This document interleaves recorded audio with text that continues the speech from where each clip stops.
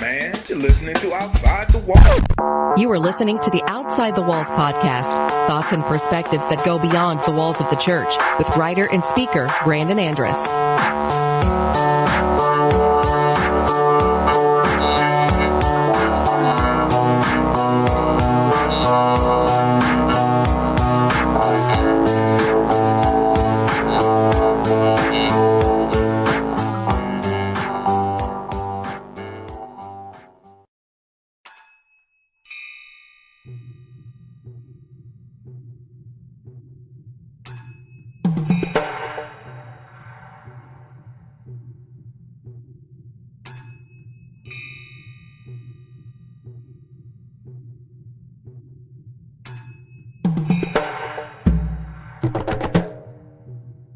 There's something I learned when navigating through the vast wasteland of car-sized boulders at 12,750 feet while making my way up the final ascent to Long's Peak in Rocky Mountain National Park.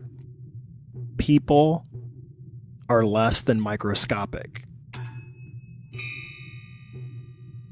As we climbed upward toward the keyhole and then turned back to survey the boulder field now just 1,000 feet below us, our tents had become colored dots in a broken sea of browns, and the people below were lost in that sea. Only moments later, after hitting the summit, we looked down again to take in the magnitude of the boulder field, our tents now submerged, and the people had drowned in its vastness. The car-sized boulders had become bits of sand, washed by the enormity of the figurative waves. From less than a few miles away, boulders had become granules of sand, tents visibly imperceptible, people were non-existent. No one could ever tell that there were a couple of hundred people walking through the boulder field as we stood there taking it in from above. That's about as descriptive as I can get in conveying how relatively minuscule and microscopic a person is on a scale that we can even somewhat understand.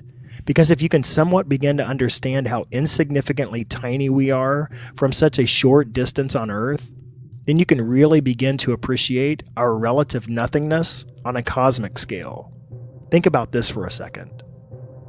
If a human being is basically imperceptible from a few miles away, what about our size from the moon, which is 250,000 miles away? I know it's a huge leap, but seriously, contemplate that for a second. If you are microscopic from a few miles away, what are you from the moon? Virtually non-existent, and that's just from the moon. But let's take another step.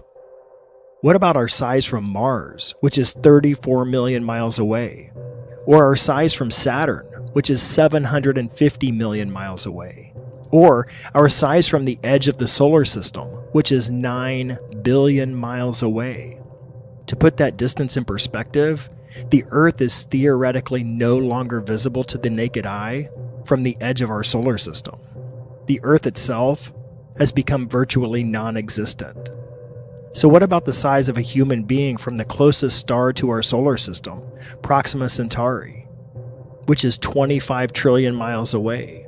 To put that distance in perspective, it would take 81,000 years, traveling at 35,000 miles per hour from the Earth to get there.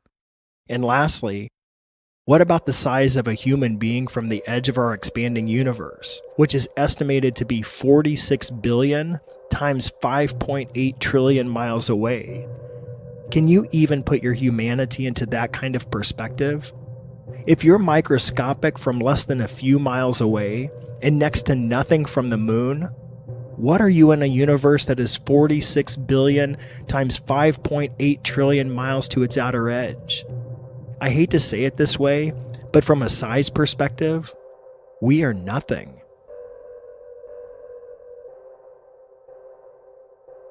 Think about this. If God created this universe, then is God not larger and even more pervasive than the entire universe? And if God's very essence, God's very composition, God's very DNA is love, then is this love not even more immense and more unbounded than the utter vastness and expansiveness of this universe? Even more, if God's love is that immeasurable, that unfathomable, that exhaustively immersive, then how do you, as a nearly non-existent human being, measure up within that love? If we are nearly nothing in relation to a love that is more expansive, more immeasurable, more unfathomable, more exhaustively immersive than the universe that it created, then how can we really be that big of an offense to God? How can we be such vile offenders, such horrible wretches, such loathsome reprobates, such horrible sinners? How can we really be that despised and worthy of scorn? How can we really be that wayward and shameful? How can we really be that deserving of eternity burning in hell? To this love, we are none of those things.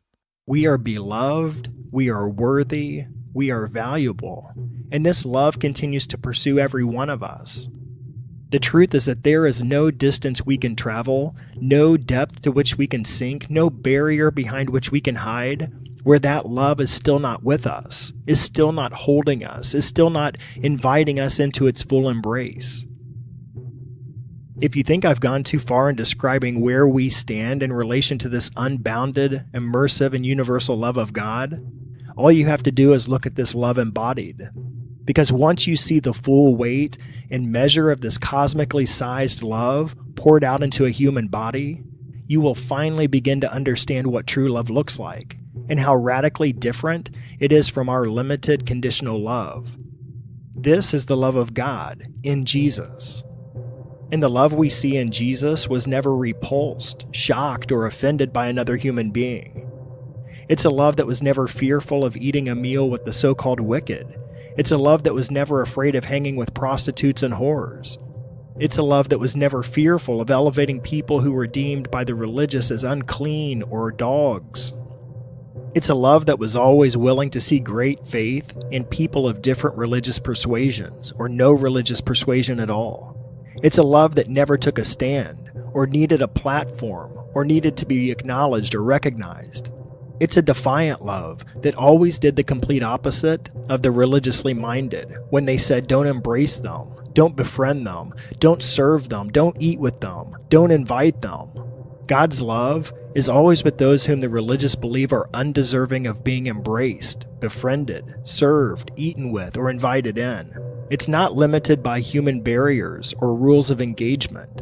It's with every person of every race, every ethnicity, every culture, every religion, every lifestyle, every gender, and every sin group. And if this kind of love makes you angry or indignant, then you are more like the Pharisees of Jesus' day than Jesus himself. If this kind of love terrifies you for what others will think of you when hanging out with terrible sinners, then you've become more religious than a follower of Jesus. If this kind of love worries you, that you're condoning sinful lives when you hang out with and serve others, then you don't know the love of God in Christ. The love of God is radically offensive to those who don't understand it. The unbounded, immersive, universal love of God is for all people for all time, and will never be constrained or limited by small-minded, hard-hearted, spiritless, microscopic religion that tries to divide it and apportion it by whom they believe deserve it. God's love is so much more than a tiny little ocean washing over us and submerging our limited, finite, and feeble attempts at understanding it. It's beyond universal, and we are nothing but lost in it. And when you experience a love like that, you can do nothing but let it consume you. You can do nothing but become that love and share it with everyone without discrimination. Thank you for listening to Outside the Walls podcast.